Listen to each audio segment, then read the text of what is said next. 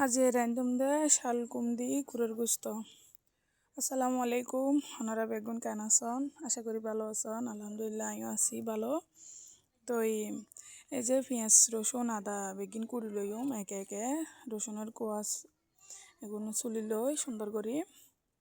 তো গগো বেগুন চুলি লইম কোষা চারে লই তার আদা লই আদা এনো ভালো করে চিলি রই বেগিন সুন্দর করে একসাথে দুই কুচি কুচি করে হাঁটি লইম পেঁয়াজ আর রসুনের দের আদা এগিন হলো যে গুছি লইম।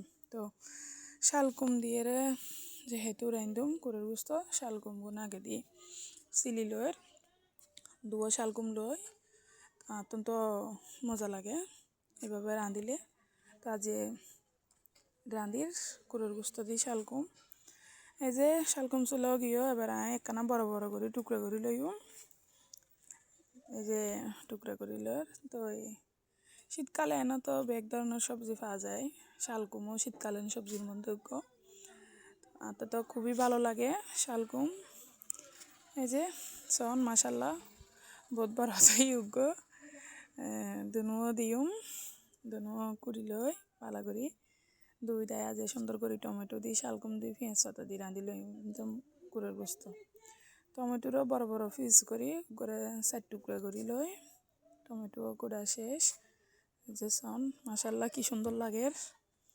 তো এবারে দিয়ে হলো যে পেঁয়াজ পাতাও দিয়ে দিউম একসাথে দিয়ে ফেলে বেগিন নাহলে বলে একসাথে কুড়ি লই আর কাটাকাটি শেষ। এবার হলো পেঁয়াজ কাটি লইম পেঁয়াজ এগুনারে কুচি করে দিউম যেহেতু বালা করে তেলের মধ্যে হসাইম হসালে এনো পেঁয়াজ নরম হয়ে যাবো আর গসিয়ারা দিয়ে না করবো কাটার মধ্যে তাহলে বলি পেঁয়াজ এগিন হাঁটি লই সুন্দর করি কুচি কুচি করি শুধু রসুন গুণের আদা কিন গসি দিম দে। তো এই যে আস্তে আস্তে বেগিন কাটাকাটি শেষ পর্যায়ে এখন কাটার মধ্যে রসুনদের আদা এগিন গসি লইম সুন্দর করি। তো আর যারা গ্রামগঞ্জে আছি আর তো বেশিরভাগ চুলোতে রান্না হয়, চুলোর রান্না যদিও মজা বেশি, তো যারা গ্রামত আছি তারাই জানে। তো এই যে মাটির ঘর আদাও গছিলের সুন্দর করে আদা গাছ হয়ে জেলে গই। তো রান্নার বেগিন প্রসেসিং বেগিন চলে একখান বেগিন জোগাড় করিলে যাতে রাঁধিবার সময় তাড়াহুড়া নয়। ধন্যবাদও করিল একসাথে বেগিন কুড়ি গাড়ি রেডি করি তো আগুন দিন দিয়েছিল। এই যে সবজিও দি ফেলার শালকুম টমেটো এগুলো সুন্দর করে দুলইম দুই দেয় গোস্ত কিনেরে ফ্রাই করগুম কানা ভাজি করে বললে চুলো তো অন্দরে দিই ধরে ফ্রাই প্যানের মধ্যে বারে গোস্ত কিনেরে মাখা রেখি সুন্দর করি মরিচ হলুদের গুঁড়া মরিচের গুঁড়া ধনিয়ার গুঁড়া লবণ দিয়ে ভালো করে মাখি আগের তো রাখি দিলাম।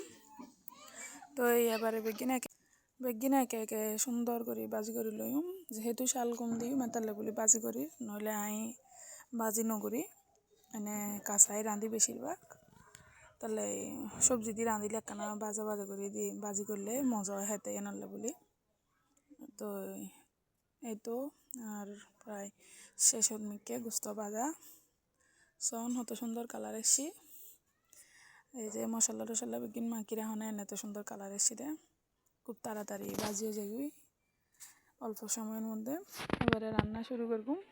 এই রান্নারলে গোস্ত ভাজি করে দিই তাহলে দিয়ে দিলাম এর মধ্যে পেঁয়াজ কিন ভালো করে করে লইম হসাই এখানে নরম নরম ওই আইল্যান্ডের ভিতরে আদা রসুন এগুলো দিয়ে দিম দিয়ে সুন্দর করে লাড়ি সারিয়ে ভালো করে তেলের মধ্যে কানা পানি দি ফেলা দি মশলা দিলে সামান্য হলে ফুরি যাব নফুরি বেলে বলি কানা করে পানি দি ফেলায় এন্ডের ভিতরে আবার তেজপাতা এলাচ রং গোলমরিচ ইনো দি ফেলায়।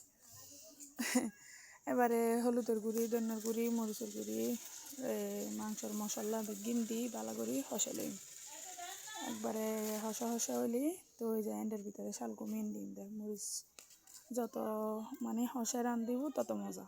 এই সন কি সুন্দর হসানোর পরে তেল উঠে গিয়ে এই যে দিয়ে দিলাম এবারে শালকুমও দিয়ে ফেলায় শালকুম এগিন একবারে মানে নরম করে ফেলাইম নইলে আবার ফার্মের মুরগি যেহেতু শালকুম শক্ত তাহি যাবগৈ মুরগির গুস্ত মানে সিদ্ধ যাবগৈ তাহলে বলে শালকুম আগে দিই এখানে ভালো করে নরম করে সিদ্ধ করে ফেলে এই অল্প পানি দিই ভালো করে কষাতে তো এর ভিতরে এবারে কষানো শেষে মাংস দিয়ে ফেলায় এবারে মাংস এগুলো ভালো করে হসাইও বেশি জল নতুন বেশি জল দিলে মজা না লাগিব একখানা মানে জল তাহিব অল্প জল আর কি এবারে পানি দিয়ে একখানা লাড়ি সারি সুন্দর করে এই তো এবারে রান্না করে লইম একখানা করে ব্লক উড়িলে ইনোর মধ্যে আয় এবারে টমেটো দিয়ে ফেলায় টমেটো যেহেতু একখানা কাঁচা এই তো আর মাংস রান্না প্রায় শেষ তো আর ভিডিও ওনারা যদি ভালো লাগে ওনারা বেগুনে লাইক করবেন কমেন্ট শেয়ার করে দিবেন ধন্যবাদ দিয়ে দিলাম আজ এই পর্যন্ত আল্লাহ হাফেজ।